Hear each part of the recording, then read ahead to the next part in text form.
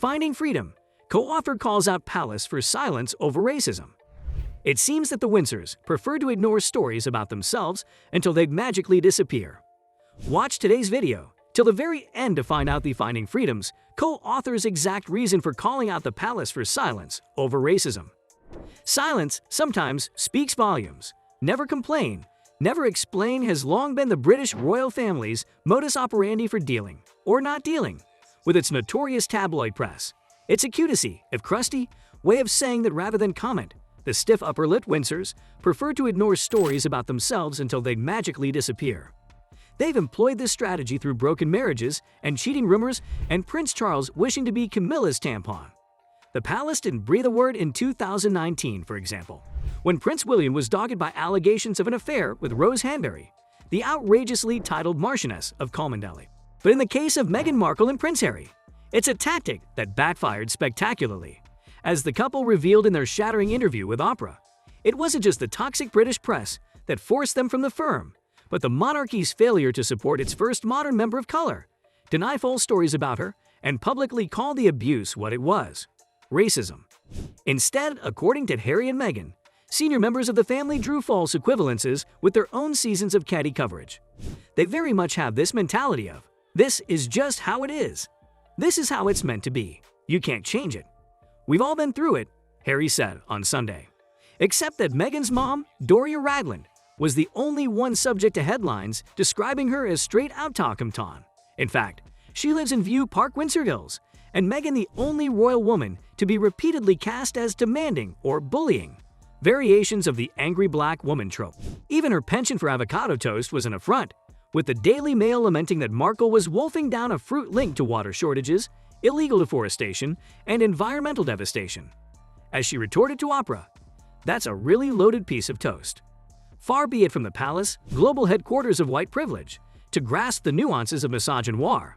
It was surely unpleasant when the tabloids speculated on William's dalliances within the turnip toss, the clique of youngish aristocrats who own giant swaths of the British countryside, and nasty when they ragged on the state of Kate's feed during a royal tour of India.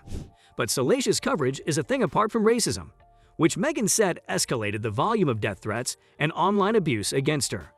In a bonus interview clip released by CBS on Monday, the Duchess made the distinction clear. Kate was called Waity Katie, waiting to marry William. "While I imagine that was really hard," Meghan said, "rude and racist are not the same." Another key difference, she added, you got a press team that goes on the record to defend you, especially when they know something's not true, and that didn't happen for us. It's a striking contradiction. The royal family is so desperate for survival, it's willing to tolerate the British press at the expense of Meghan, a black duchess and talented philanthropist who has the monarchy's very best chance at staying relevant among its Commonwealth countries, many of which are majority black. I mean, here you have one of the greatest assets that the family could have ever wished for, Prince Harry told Oprah of his wife. Past tense, had. The latest explosive controversy. Prince Harry and Meghan finally revealed details about what necessitated their departure from the royal family and how they're adjusting to their new life in the U.S. in a blockbuster interview with Oprah Winfrey Sunday, March 7th. The wide-ranging interview covered everything from Harry and Meghan's initial courtship, to their difficulties with the firm, how Markle referred to the royal family, to the moment they knew it was time for them to break out on their own. "I wasn't planning on saying anything shocking," Markle half-jested to Oprah. "I'm just telling you what happened." While the Times of London also conveniently published a report last week that a former royal aide to Meghan filed a complaint with the palace in October 2018, accusing her of bullying her staff. A spokesperson for Harry and Meghan called the allegations an attack on Markle, a former American actress who has been the target of bullying herself by people within Buckingham Palace. Allow us to summarize the explosive revelations that we took away from this interview. The fact became open that Harry and Meghan secretly got married before the actual royal wedding. They also clarified that contrary to tabloid reports, there is no bad blood between the couple and Queen Elizabeth II, and that Harry and Meghan get along with the Queen just fine. Moving further deeper and darker, Meghan even went on to confess that she once contemplated suicide. "I left the house twice in 4 months," she told Oprah, adding that palace officials actively told her to stay out of the public eye. So, while it seemed like she was living an idyllic fairy tale, in reality, she said, I couldn't feel lonelier. Further, another shocking revelation that came about was the alleged fact that certain members of the royal family questioned Archie, their son's skin color before he was even born, which hints to problems of racism within the palace. And last but not the least, a lot of light was also shed on Prince Harry, having felt somewhat trapped in the UK. Finding freedom. Who is Omid Scobie, and why did he call out the palace?